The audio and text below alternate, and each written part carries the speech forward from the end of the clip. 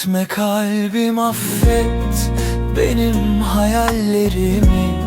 Sensiz yaşayamayan bu kalbimi affet. Karanlığa dönüşmesin bu günlerin, benim aşkım.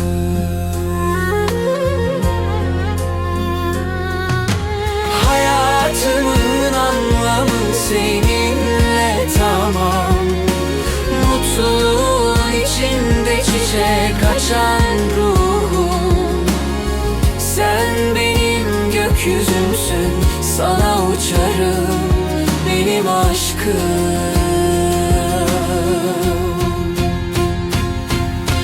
Sen hayatımın anlamısın. Sen hayatımın yıldızısın.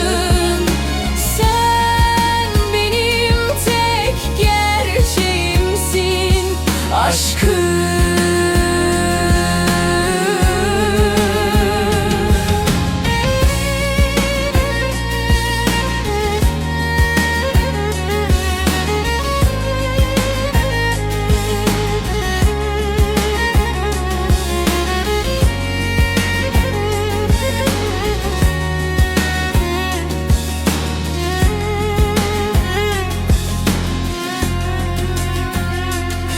şefkatimsin, kalbimdeki tek sensin. Duygularımla hep yanında olurum.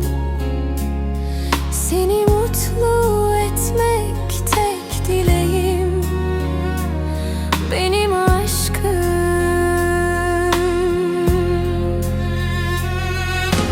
Gözlerimden oku tüm gerçek duygularımı. Sadece sen anlarsın içimdeki hüznü. Karanlık geceleri aydınlatan benim aşkım.